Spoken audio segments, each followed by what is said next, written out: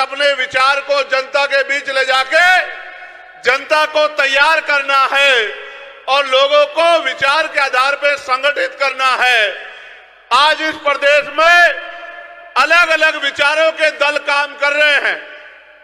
जहां कांग्रेस के लोग अपने विचार को लेकर आगे बढ़ रहे हैं, वही भाजपा के लोग अपने विचार को लेकर आगे बढ़ रहे हैं। वही मैं और भाई दुष्यंत चौटाला, जननायक ताऊ देवीलाल और मान्यवर काशी राम साहब के किसान कमेरा की एकता के राज को आगे लेकर चल रहे हैं। एक समय था हरियाणा के लोगों और हरियाणा में भी उचाना के मेरे साथियों, मैं आपको कहना चाहता हूं, एक समय था कि दिल्ली की राजनीति हरियाणा से चलती थी। जब किसान कमेरा एकजुट था तो दिल्ली की कुर्सी पे कौन बैठेगा इसका फैसला हरियाणा में होता था। उत्तर प्रदेश की कुर्सी पे कौन बैठेगा, बिहार की कुर्सी पे कौन बैठेगा, इसका फैसला हरियाणा में होता था। लेकिन आज हरियाणा की कुर्सी पे कौन बैठेगा इसका फैसला दिल्ली से होता है कि 9.5 साल कौन बैठेगा और बाद के 3-4 महीने कौन बैठेगा और आने वाले कल में कौन बैठेगा। आज हरियाणा के बल को क्या हो गया है, मुझे ऐसा लगता है कि आप दुश्मन की साजिश का शिकार हो गए हैं।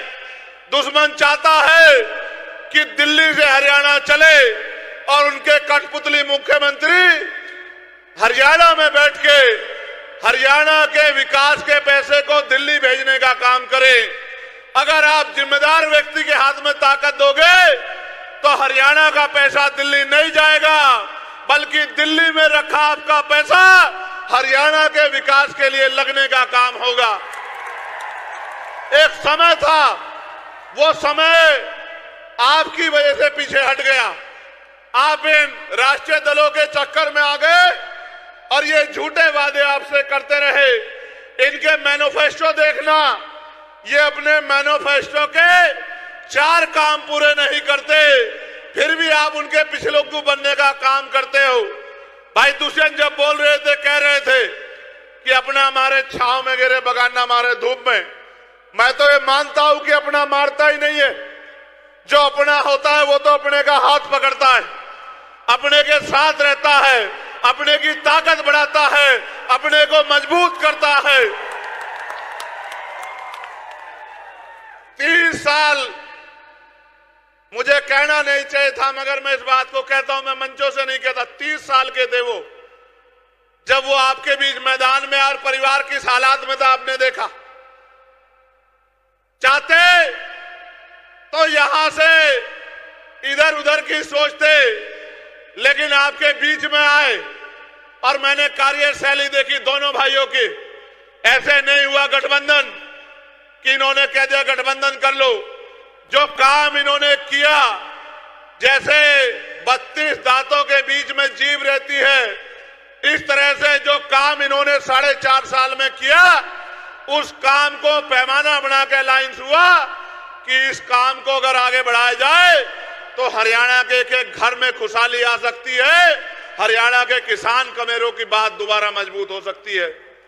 ये अलायंस क्यों हुआ, मैं इस बात पे आऊंगा। उससे पहले जब मैंने देखा कि इन्होंने 1200 से ज्यादा लाइब्रेरी खुलवाने का काम किया, डिजिटल लाइब्रेरी, इसलिए कि गांव का बच्चा शहर के बच्चे के बराबर हो जाए, वो एजुकेशन में किसी पीछे ना रहे। फिर एक गांव में हम गए, प्रचार में थे, वहां की प्रत्याशी भी यहां बैठी हमारी बहन, गांव के लोगों ने गाड़ी रोक ली। मुझे लगा कि शायद कोई नाराजगी होगी, मुझसे कहने लगे गाड़ी से उतर जाओ। मैंने कहा बताओ क्या बात है कि गाड़ी से उतर जाओ। मैंने कहा कि भाई प्रचार आज इस गांव में नहीं अगले में है।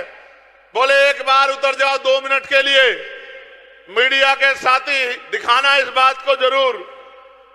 हम उतर गए, वो लाइब्रेरी में लेके गए।